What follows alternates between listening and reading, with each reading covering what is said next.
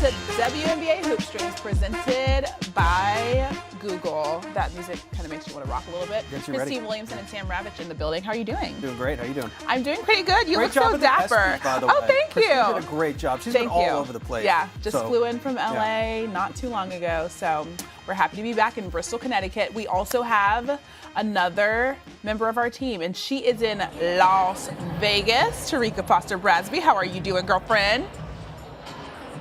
I am doing wonderful. Happy to be here. Yeah. Okay, so we got the All-Star Game. What are you guys looking forward to most, Sam? Let's start. Yeah, I think this is, you kind of are getting a preview potentially of a WNBA Finals here, right? I mean, you have the big three of both sides with Vegas and New York here. And normally, I think when you think of All-Star games, there's not a ton of defense played. There's a ton of bragging rights on the line here. The Aces and the Liberty are going to play 3 times before the postseason. So this is a nice little matchup here, a little preview for you. Yeah. T? Yeah, I kind of feel that same way. Like, I love to see people be extremely competitive, and I don't think you get any more competitive than you are getting out of Breanna Stewart right now. She's serious about winning this All-Star game. She did not win. Team Stewart did not win last year against Team Wilson, and she's like, I'm on a mission. So it will start off all fun and games, but it might get pretty serious before the end of this thing. Yeah, you mentioned it. Let's take a look at those rosters, shall we? Team Stewie, Team Wilson. Let's start with Team Wilson. I mean, obviously some really great people on this squad. Yeah, really heavy aces. And look, I don't blame A'ja Wilson for picking a lot of her teammates. They're having career years, and we'll get to that in a little bit. So, like, why not pick them if they're playing that well? Yeah, that makes sense. And here's Team Stewie, which obviously you said great career years. Stewie's having a great career years in a year, and I mean, her squad possibly going to pull this one out? I think that Team Stewie might get a little revenge here. It was Team Wilson last year. Stewie's got a lot of size on this team, as he's having a great year out there in Seattle as well. This is going to be a really interesting matchup. All right, let's play a little game called Roster Roulette, where we're going to spin a wheel, and it's going to land on a number, and we're going to talk about that number. So let's spin it. And we start with the number.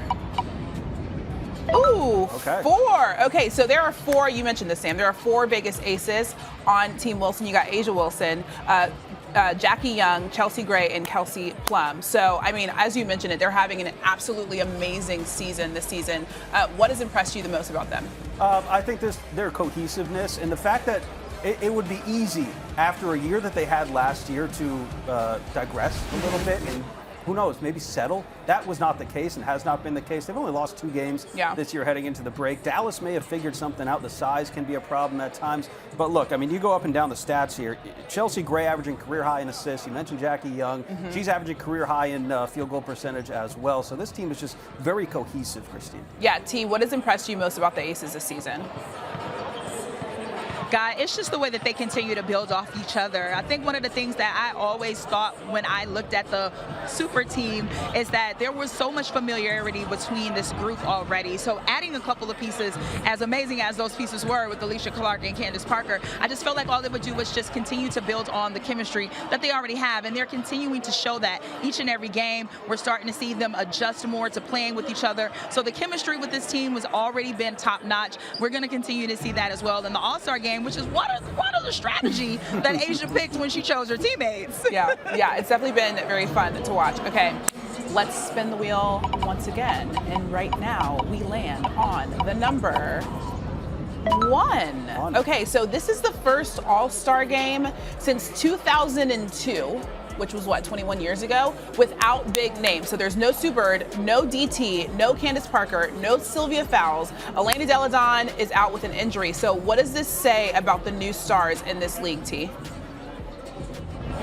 I think it just continues to show that this game is growing and it's elevating. I mean, we're starting to notice that a lot of the players that we've come to love over this time are starting to think it might be time to hang it up, right? And as sad as that is, as much as we want to see Sue Bird play forever and Sylvia Fowles play forever and all these players, the truth is at some point they're gonna have to retire. But the good news for us is that we've got amazing players that are coming behind them to pick up the, I don't want to say pick up the slack, but they're coming behind to show that, look, we're here. Arike Ogunbowale, Jewell Loyd, Nafisa Collier, Asia Wilson, they are legitimately the new emerging faces of this league. So I think we're in good hands. I think from somewhat of an outsider's perspective here, the W feels like it's never been in a better place because of those players. And that was a lot of the hard work, right? They laid the groundwork, to kind of get it to where it is now. Now, of course, it's not in a perfect place. You always strive for more. But I would take it even down a lower level, Terrika, and you look at what we're seeing in the college game right now. Look at who's going to be available in the draft next year, right? I mean, it's a silly draft where you have players like Angel Reese, Caitlin Clark, Cam Brink, HVL, all coming out in the draft next year. So, yes, the W's in a great place right now. The future is incredibly bright. I like that you said it's a silly draft. Silly draft. Yeah. Okay, let's spin that wheel one more time. It is landing on the number 24. So we're going to go jersey number 24 for Jewell Loyd. Despite their recent loss to the Mystics, she tied the WNBA record for single game threes. T, how much of a bucket is Jewell? What, do we have enough time to talk about how much a bucket Jewell Loyd is? I mean, she is phenomenal. The way, first off, 41 points just a week and a half ago is just amazing. The way that she has stepped up her leadership, she continues to build on her game. Jewell Loyd is truly embracing the Gold Mamba moniker. And to be honest with you, I don't know if Jewell Loyd knew that she was going to be able to continue to perform at this high level, because she's in a new place too. When you think about what the Seattle Storm looks like, when you think about the dynamic of that team, it's a very young team. It's a team with 1 year, 2 year players. So she's like the big dog on campus now. She's taking it, she's loving it, she's running with it, and we're starting to see that more on the court and off the court. Yeah. It's just funny, Christine, too, because I was asking Terrika before our previous show earlier this week, why isn't Seattle better when you have a player like Jewell Loyd having the season that she's having? Yeah. Like, the stats and the record don't really add up to me. She's averaging 3.5 made threes per game, Terrika, and she's shooting over 40% from long range, which makes defenders come out and guard her on the perimeter. She drives by with her speed. I just don't totally get it. I feel like they should be better. I know the defense has struggled this year, but she is a walking bucket. Yeah, she leads the WNBA with 25.7 points per game, leads the WNBA with 3.7 three-pointers made per game. Yeah. I can't read. You got it. Anyways, but yeah, Jewell Loyd, absolute bucket. So she's also been very fun to watch. Let's spin the wheel. We gotta get her in a three-point contest next year too. Oh yeah, for sure. Sis. I mean, obviously. Okay, let's spin the wheel again. It is landing on the number 2. Now that number 2 is for the 2 Indiana Fever players that are representing. Now that's Leah Boston and Kelsey Mitchell. This is the first for the Fever since 2015, having 2 players at the All-Star game. T, what do you think about these 2? Well, one, I think Aaliyah Boston surprised herself by being selected as an All-Star. She's having a phenomenal rookie campaign. But Kelsey Mitchell, she's someone who's been around this Fever team literally since she's been in the WNBA. She has seen the hard times. She has seen this team try to elevate and grow. And she herself has said, listen, I put a lot of blood, sweat, and tears into getting to this point in my career. It is so wonderful to see this pay off for her. She's deserving. She's one of the best shooters in this league. And so I'm excited to see Kelsey finally get an opportunity to display and showcase her talent on a larger scale. Yeah, and for Aaliyah Boston, too, the first rookie to start since 2014 in an All-Star game, sixth time a rookie has ever started an All-Star game. And for the Indiana Fever overall, I think the record doesn't necessarily reflect what progress we're seeing there, right? And I think it hasn't been more evident than the last game they played coming into the All-Star break, right? They took New York to overtime. They're making a ton of progress this year, and they have a lot of young talent. They're going to have more young talent after the draft next year. This is a good team. All right, let's spin the wheel one more time.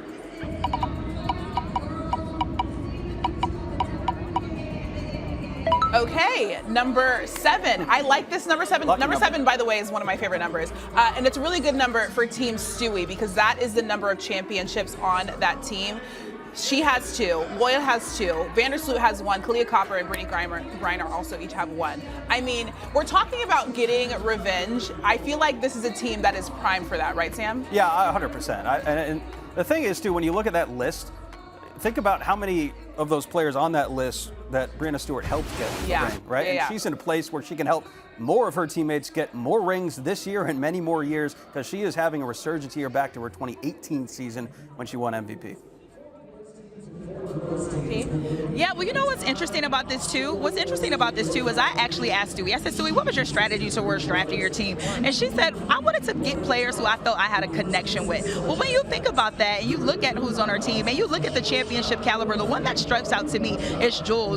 Those 2 championships, they won together. They kind of had to build off of each other together. Then you look at Courtney Vandersloot and Kalia Copper, their championship, they also won together. So it's like I get the idea of building connections, building familiarity, bringing that championship caliber and that championship pedigree to the All-Star game. That's what you want to see. So I think this was absolutely accomplished with this section. Yeah, we were talking about how Team Wilson obviously has a lot of familiarity. So obviously Stewie also having a lot of familiarity there. All right, team, you're leaving us for a little bit, but we'll see you very shortly. Now it's time to take a look at what fans are searching for, presented by Google. Okay, so WNBA All-Star jerseys was a breakout search in the U.S. over the past week. So you're looking at the jerseys now. The front of the jerseys for all players say WNBA All-Star. They will also feature each player's specific team logo on the top left. A star above the jersey number on the back will also represent how many times a player has made an All-Star game to date. And of course, as you see, the Jordan brand.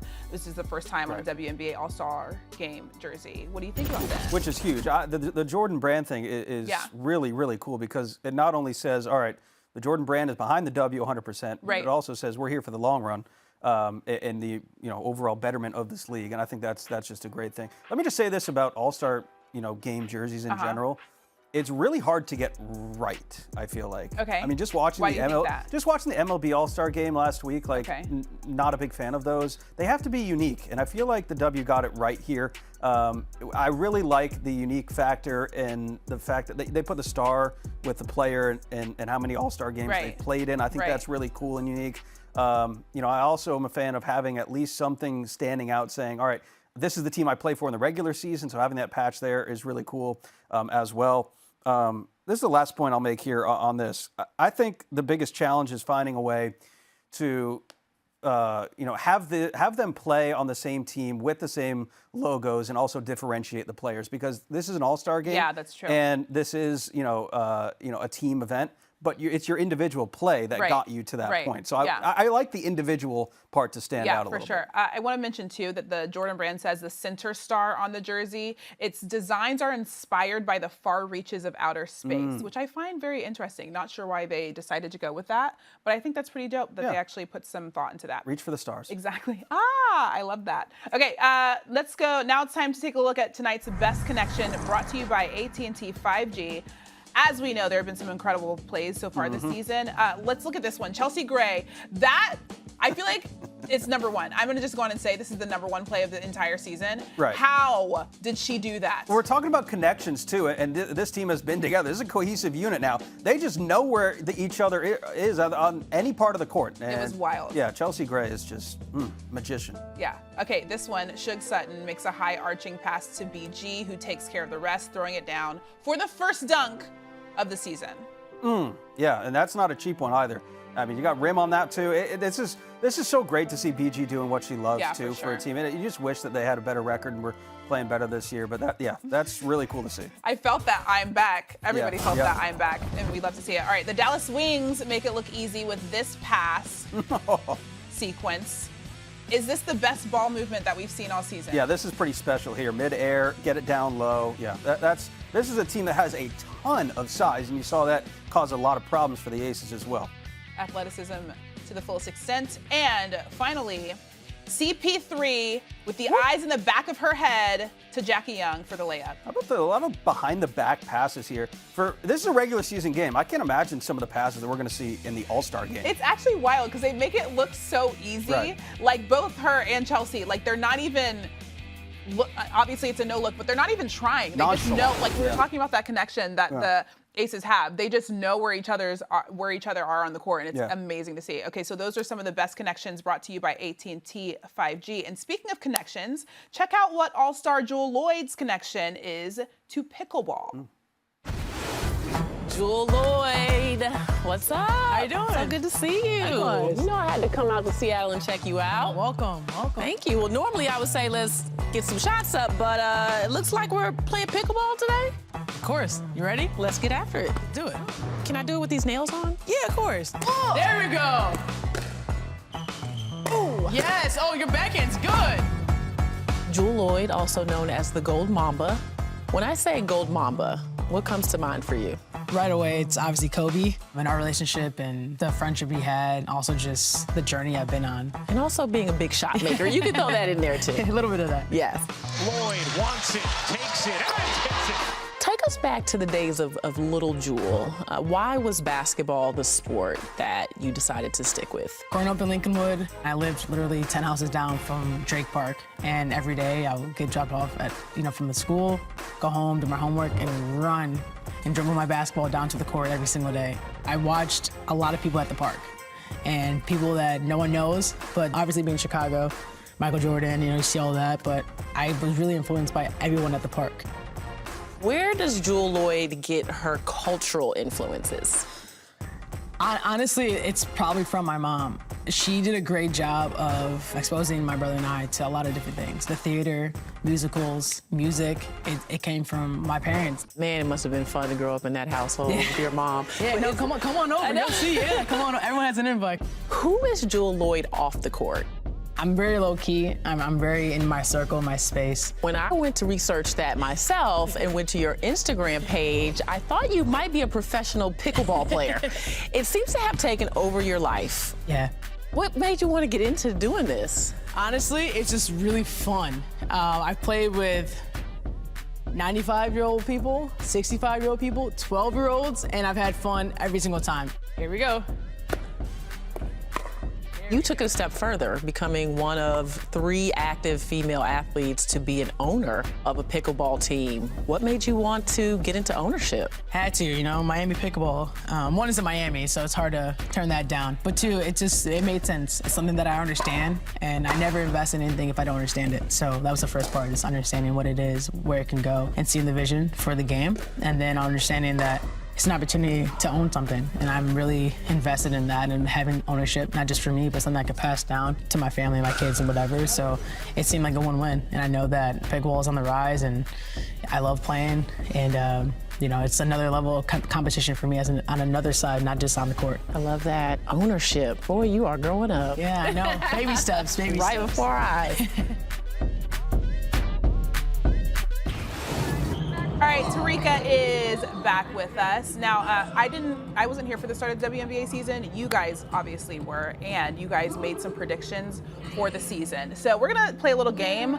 We're calling it the WNBA Preseason Receipts, because you know when you have those receipts, you can pull them up. Yeah. And we're gonna look at some of the predictions that you had earlier in the season and see if you still agree currently. All right, we're gonna start with MVP. Sam, you had Stewie as your MVP. T, you had Alyssa Thomas. So first, let's start with Sam. Do you still agree with your prediction? Yes, I do. I do, and I think that Stewie is having another MVP-type season like she did in 2018. She's second in the league in scoring. She's third in rebounding right now. Actually leads the league in rebounding heading into the All-Star break, a tick under 10 rebounds per game. And I think it took a little while for New York to figure out, all right, how do we best utilize a player like Stewie? How do we put her in the best positions to succeed? They have figured that out, and she's playing like an all-star captain. She's playing like an MVP in a team that can potentially win a WNBA championship this year. T, are you keeping Alyssa Thomas? I am absolutely keeping Alyssa Thomas. Listen, Alyssa is the triple-double queen, right? So even before that, I felt that this was going to be a great opportunity for her. She is one of the few people in this league who can literally play every position, has been a benefactor to every single person on that Connecticut Sun team. They have had her help in assists. They've had her from a rebounding perspective. She impacts the game at so many different levels, and especially now with the absence of Brianna Jones, her basic everything that she does for that team is going to be necessary more now than ever. So I still think she's my MVP. It's actually great because I got to see both of these players play each other when I went to the Liberty game when they were playing the Sun. I'm going to agree on this one with Sam Ravech because Stewie has been an absolute bucket, as you mentioned. Not that I don't agree with you, T, but yeah, Stewie's been an absolute bucket for the Liberty. I'll say this, Christine. If you take Alyssa Thomas out of that team in Connecticut right now, like, not the same oh season boy, at all. For sure. All right, next up is most improved. All right, Sam, you had AD Durr. Yeah. Do you still agree? I'm going to change here. Okay. And this is no slight to AD because she was battling so many different injuries and health scares coming back to this year. It's just great to see her that she's playing, coming off the bench for a red-hot Atlanta team, which we'll get to in a second. I'm going to change to Ezi Magbagor out there in Seattle. This is a player that averaged 9 points per game last year. She's bumped it up to 14.5 points per game this year. She's just playing like an all-star, making her first appearance in an all-star game this year. And just to put this in perspective, coming into the All-Star break last year, she had 2 double-doubles. This year, she has 6 in the first half. Wow. T, you had Brittany Griner or Elena Delle Donne. How do you feel now? I'm going to change mine as well. I'm going to go with Satou Sabally. I know, right? I'm going to go with Satou Sabally, though. And so here's my confession. Confession is usually, I don't think you should consider a person for most improved when they were out for injury. However, I think Satou Sabally has to be the exception. What she does and has continued to do this season for Dallas has been phenomenal. She's third on that team in scoring behind Irike and Natasha Howard. Her size matches up so incredibly well with a lot of people. Specifically, I think one of the reasons that they were able to get out a win over the Las Vegas Aces. What Satou has been able to do this season is worthy of most improved for sure. All right, the next category I feel like is one of the best ones to look at because we can definitely see whether or not these teams have been stacking up. You guys had your teams to watch for. Sam, or actually let's start with you, T. You had the Connecticut Sun. Do you still agree with that? I'm going to change that as well. I'm going to change that to the Indiana Fever, right? And so here's my reason why. I am. I think that the Indiana Fever is a team that is performing just a tad bit below their actual capabilities. This Indiana Fever team has been playing well and playing up to their competition. And just for the littlest of things that you gain with experience, things that you gain over the course of time, I think they have a better chance to actually put some more W's on the board. So their record is not indicative of how good they really can be. I think as we move into the second half of this season, you want to keep an eye out on Indiana. They have a great chance of moving into position to be a playoff team. Wow. Sam, you had the Atlanta Dream. Yes, I'm sticking with the hottest team in the W right now, having won 6 in a row coming into the All-Star break, longest active streak in the league right now. Look, this is a team I was not feeling too great about a couple of weeks ago. They went 4-6 in July. They won just 6 of the 14 games played before July 1st. But man, as the weather has heated up down there in Atlanta, so too has the Atlanta Dream. Ryan Howard has been a tremendous player for this team. And by the way, this is the longest winning streak for the Dream since 2018. It was the same season that they lost in the semifinals to Washington. They have not had a lot of successful seasons since that 2018 season. Let's see if they can power through the second half. Okay, so team to watch for, not to be confused with the team that is the dark horse, which is going to be our next category. Sam, you had the Dallas Wings. Do you still agree with that? Okay, I think I may have gotten away with this one a little bit here because I think Dallas actually had some pretty high expectations coming into the season. But I picked them as a dark horse because it's one thing to have the expectations. It's a whole other thing to actually live through those expectations and play well. Dallas has done that this year. Look, their big three, I think, may rival any other big three in the league. Arike Satu-Sabales, we were just talking about, and Natasha Howard. They're all averaging over 17 points per game. And I'll say this, the second half for Dallas is a lot tougher than the first half of the season was. They have to see New York and Vegas twice each, and they got to face the Connecticut Sun 3 times. So we'll find out just who Dallas really is. All right, T, you had the Washington Mystics.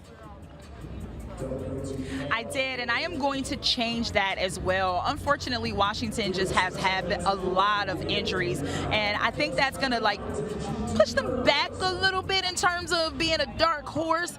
But the Minnesota Lynx, I know they started this season 0-6, but Napheesa Collier has put on a show for us over the last month. She's the 3rd leading scorer in the WNBA at this point, averaging 21.8 points per game. She's finding her way to be aggressive. She's finding her confidence. She's an all-star, only a year removed from giving birth to her beautiful daughter. I think that Napheesa Collier, along with being able to get Jessica Shepard back, along with the way Lindsay Allen has been playing at the point guard position, which has been so huge for this Minnesota team. To me, they are the team that is going to not only turn their season around the second half, but absolutely sneak into the postseason. And obviously, teams can't do anything without their coach. You guys picked coaches of the entire year. T, I'm going to start with you. You had Curt Miller. Do you still agree with that? I don't agree with that anymore. God, I feel like I'm such a flip-flopper. All of yours are changing. I love this for you. My God. In the words of our colleague Stephen A. Smith, it's fluid. Oh, nice. So, no, I'm going to roll with Coach Stephanie White. I mean, I think that we all knew coming into this season that Stephanie was going to do some very different things with this Connecticut Sun team, but I don't think any of us expected her to be able to perform at this level. She has really concocted the perfect mix. She's got a team that, 1, believes in her system, 2, is effectively running her system. The pace of play has picked up, and she's one who is a player's coach. She knows what it's like to be a player. She's also got former players on her staff. Stephanie and what she's doing with this Connecticut Sun team is certainly to be commended. All right, Sam, you had Vanessa Nygaard. Do you still agree with that? No, this did not turn out the way that I thought it would. Yeah. But let me just explain why. I'm going to go with Terrika here. I do think that Stephanie White should be Coach of the Year this year. But Vanessa Nygaard, again, I just thought that with BG coming back this year, I thought there was a renewed sense of hope there in Phoenix. That was not the case. Stephanie White was the right person for this job at the right time. All right, so the last thing that we have on the list is our WNBA Finals matchup and the Ultimate Champ. So I feel like most people kind of, never mind, I'm just going to let you guys take it. Sam, who do you have?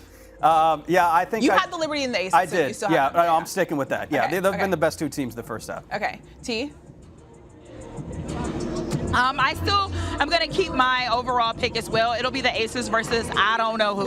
That's so cheating. I still don't know who. Like, you don't even have a person. You just have the Aces versus literally anybody else.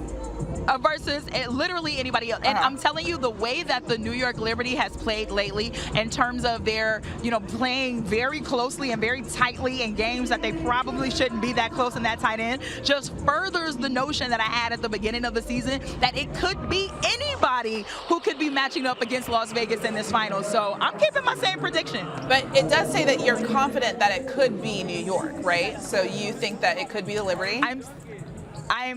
I'm even less confident that it could be New York than it was at the beginning of the season. Okay. Yep. Okay. We'll see what happens. I mean, Aces versus everybody. That makes complete sense. All right, T, you're leaving us. Have so much fun in Las Vegas. Don't sweat to death. I mean, it's like, what, 110 degrees outside? Oh, God, it is so hot. But I'm going to have a blast, you guys. See you later. Thanks, Terrika. All right, you're watching WNBA Hoop Streams presented by Google, coming up here at 8:30 p.m. Eastern on ABC. I like how I look at my watch. My watch is actually dead. We have the 2023 WNBA All-Star Game. But before we go, though, I wanted to look back at the All-Star draft because A'ja Wilson decided to go first with Chelsea Gray. Obviously, that's her teammate. Would you have gone with Chelsea Gray, or would you have gone with somebody else? I feel like if you're trying to win the All-Star Game, you would go with, player you play all the time, right? And a great player. Yeah. Somebody who dishes you the ball, for sure. You need a facilitator. That makes sense. Yeah. And we saw what she did earlier in the show with the behind-the-back pass. I mean, obviously, they have a connection like no other, so it makes complete sense. Also, I mean, I feel like Chelsea Gray is going to show off her chops a little bit in the All-Star Game. But who else do you think is going to be an absolute bucket? Yeah, I'm going to go with Terrika Foster-Brasby here of Dallas fame because the last time the All-Star Game was played in Vegas was 2021, and she was the MVP. I think she dropped 26 in that game there in 21. She's having a great year again. She's also far and away leads the league in fast break points. Not a ton of defense being played in an All-Star game, so I feel like she's going to get her touches here. But yeah, and I also really like the team that she's on, which is. We'll get to that. Okay. I know that I didn't tell our producers that I was going to say this, but I want to go with Brittany Griner, just because, I mean, obviously the entire year we know we've been so excited to have BG back, and we saw that dunk earlier. She said it, I'm back, so I think it'll be really good to just watch her. Obviously, the WNBA season is fun. They're playing the sport that they love, but being able to play on this for the All-Star Game is a little bit more fun, and just being able to have BG in the building. No doubt. She's been a staple at the All-Star Game for the last decade almost. Yeah. Okay. So now, last year, Team Wilson obviously dominated. We talked about that earlier in the show. They won 134 to 112. So before we go, who do you think is going to win? I'm gonna take Team Stewie here to exact some revenge for one reason and one reason only. Team Stewie has 5 of the top 6 scorers in the WNBA on her team. I don't know if she did that on purpose, but like I'm a very stats-oriented person, and that. I don't know. That tells me that you got a lot of scorers on her team. The way that you just looked into the camera and said, for one reason and for one reason only, I was like, what is he about to say? But I mean, that makes complete sense. I feel like I'm going to just go against you just for the competition of it. So I'll go on and take Team Wilson. Also, A'ja Wilson is a friend of the show. I don't know about, she hasn't been on this show, but we had her on our Hoop Stream show earlier this season. So I'm going to go with that. Is she a friend of the show or a friend of you? We're not necessarily besties, but I feel like we could be. That's all that matters, I guess. All right, it's going to be a really good one. Can't wait to watch it. Thanks for watching WNBA Hoop Streams presented by Google. Tune in to ABC right now to watch the WNBA All-Star Game, and we'll see you guys later.